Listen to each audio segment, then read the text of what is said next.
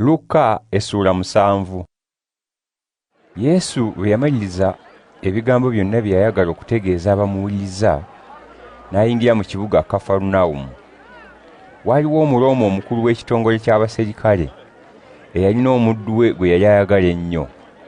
Omuddu oyo yali mulwadde ng'ali kumpi okufa. Omukulu w'ekitongole ky'abaserikale bwe yawulira ebifa ku Yesu, n'amutumira abamu ku Bayudaaya abakulu, ng'amusaba ajje awonye omuddu we. Nabo bwe baatuuka awali Yesu ne bamwegayirira nnyo nga bagamba nti, "Omusajja oyo asaanira omukolere ekyakusaba, kubanga ayagala abantu b'eggwanga lyaffe, era yatuzimbira ekkuŋŋaaniro." Awo Yesu n'agenda nabo. Bwe yali ng'ali kumpi okutuuka ku nnyumba, omukulu w'ekitongole oyo n'atuma banne okumugamba nti, "Ssebo, leka kweteganya, kubanga sisaanira ggwe okuyingira mu nnyumba yange. Era kye nnavudde ndowooza nti sisaanira kujja gy'oli nze nnyini. Wabula yogera bwogezi kigambo, omuddu wange anaawona. Nange ndi muntu alina bakama bange abanfuga, era nga nina abaserikale bentwala.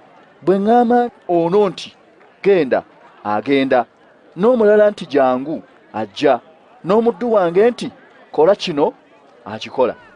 Yesu bwe yawulira ebyo n'amwewuunya, n'akyukira ekibiina ky'abantu ekyali kimugoberera, n'agamba nti, "Mbagamba nti sisanganga alina kukkirizanga kuno wadde mu Bayisirayiri." Abaali batumiddwa bwe baatuuka mu maka ge ne basanga ng'omuddu we awonye.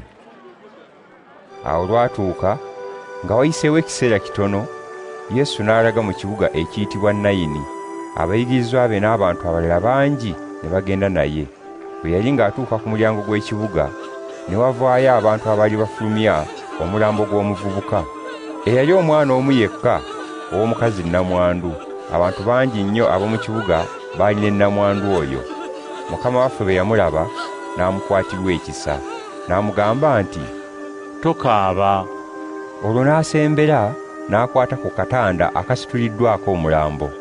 Abaali bagusitudde ne bayimirira. Yesu n'agamba nti, "Omuvubuka, nkulagira, golokoka." Eyali afudde n'atuula, n'atandika okwogera. Yesu n'amuddiza nnyina. Bonna ne bakwatibwa entiisa era ne bagulumiza Katonda nga bagamba nti, "Omulanzi omukulu alabise mu ffe, era Katonda azze okulokola abantu be." Awo ettutumu lya Yesu ne libuna mu Buyudaaya bwonna ne mu kitundu ekiriraanyeewo. Awo abayigirizwa ba Yowanne ne bamubuulira ebyo byonna. Yowanne n'ayita babiri ku bo n'abatuma eri Mukama waffe okumubuuza nti, "Gwe wuuyo gwe tulindirira okujja oba tulindirire mulala?" Abasajja abo bwe baatuuka awali Yesu ne bagamba nti, "Yowanne omubatiza atutumye gy'oli ng'abuuza nti, gwe wuuyo gwe tulindirira okujja oba tulindirire mulala?" Mu kiseera ekyo kyennyini Yesu n'awonya bangi endwadde n'okulumizibwa okwa buli ngeri n'emyoyo emibi, era n'azibula amaaso g'abamuzibe bangi. Awo n'addamu ababaka ba Yowanne nti, "Mugende mutegeeze Yowanne bye mulabye ne bye muwulidde.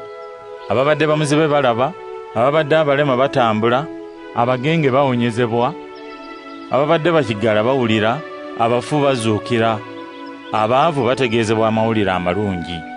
Wa mukisa oyo atambuusabuusaamu."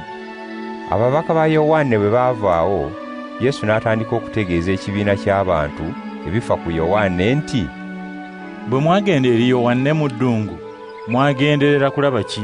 Olumuli olunyeenyezebwa empewo? Kale mwagenda kulaba ki? Omuntu ayambadde engoye ezinekaaneka, abo abambala engoye ez'omuwendo, era ababa mu bulamu obw'okwejalabya, basaanyibwa mu mbiri z'abakabaka. Kale mwagenda kulaba ki? Mulanzi? Ddala mbagamba nti asinga n'omulanzi. Yowanne oyo ebyawandiikibwa gwe byogerako nti, laba ntuma omubaka wange akukulembere, ng'akwerulira ekkubo gy'ogenda. Mbagamba nti Yowanne asinga abantu bonna ekitiibwa abaali bazaaliddwa. Kyokka oyo asembayo okuba ow'ekitiibwa ekitono mu bwakabaka bwa Katonda, asinga Yowanne oyo ekitiibwa." Abasolooza b'omusolo n'abantu abalala bonna bwe baawuliza ebigambo ebyo ne batendereza Katonda, kubanga baali babatizibwa Yowanne. Kyokka Abafalisaayo n'abannyonnyozi b'amateeka bejja ku nteekateeka ya Katonda, ne bagaana okubatizibwa. Yesu n'ayongera okugamba abaali bamuwuliriza nti, abantu ab'omulembe guno n'abageraageranya naki? Kiki kye bafaanana? Bafaanana ng'abaana abato abatuula mu katale ne bakoowoolagana ne bagamba nti, twabafuuyidde endere ne mutazina, twakubye ebiwoobe ne mutakaaba.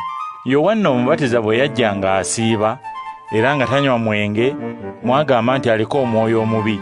Omwana w'omuntu bwe yajjanga alya era ng'anywa, ne mugamba nti omuntu oyo wa mululu, mutamiivu era mukwano gw'abasolooza ba musolo n'aboonoonyi. Wabula abo bonna abakolera ku magezi ga Katonda bakakasa nti matuufu. Awo Omufalisaayo omu n'ayita Yesu okulya naye. Yesu n'agenda n'ayingira mu nnyumba y'Omufalisaayo oyo n'atuula okulya. Mu kibuga ekyo mwalimu omukazi omwonoonyi. Omukazi oyo bwe yamanya nti Yesu atudde okulya mu nnyumba y'Omufalisaayo, n'aleeta eccupa erimu omuzigo oguwunya akawoowo, n'abeera emabega kumpi n'ebigere bya Yesu, n'akaaba era n'atandika okutobya ebigere bya Yesu n'amaziga, era n'abisiimuza enviiri ez'oku mutwe gwe, n'abinywegera, era n'abisiiga omuzigo oguwunya akawoowo. Omufalisaayo eyayita Yesu bwe yalaba kino, n'agamba mu mutima gwe nti, singa omusajja ono abadde mulanzi, yantegedde omukazi amwekwatako bw'atyo bw'ali omwonoonyi. Awo Yesu n'amwatulira n'agamba nti, Simooni, nina kye nkugamba. Ye n'agamba nti, Muyigiriza, yogera. Yesu n'atandika nti, waaliwo abantu babiri abaali babanjibwa omuwozi w'ensimbi. Omu yali abanjibwa denaali 500, ate omulala denaali 50. Bwe baalemwa okusasula, bombi n'abasonyiwa. Kale ani ku bo anaasinga okumwagala? Simooni n'addamu nti, Ndowooza nti oyo gwe yasonyiwa ebbanja erisinga obunene. Yesu n'amugamba nti, osaze bulungi. Awo n'akyukira omukazi, n'agamba Simooni nti, omukazi ono omulaba? Bwe nayingidde mu nnyumba yo, tewampadde mazzi ga kunaaba bigere. Naye ono atobezza ebigere byange n'amaziga ge, era n'abisiimuuza enviiri ze. Tewanywegedde, naye ono okuviira ddala lwe nayingidde, tannalekayo kunywegera bigere byange. Tewansiize muzigo mu mutwe, naye ono ebigere byange abisiize omuzigo oguwunya akawoowo. N'olwekyo nkugamba nti asonyiyiddwa ebibi bye ebingi, kubanga alina okwagala kungi. Kyokka asonyiibwa ebitono, aba n'okwagala kutono. Awo Yesu n'agamba omukazi nti, ebibi byo mbikusonyiye. Abaali batudde ne Yesu nga balya ne batandika okwebuuzaganya nti, ono ani asobola n'okusonyiwa abantu ebibi? Awo Yesu n'agamba omukazi nti, owonye olw'okukkiriza kwo, genda mirembe.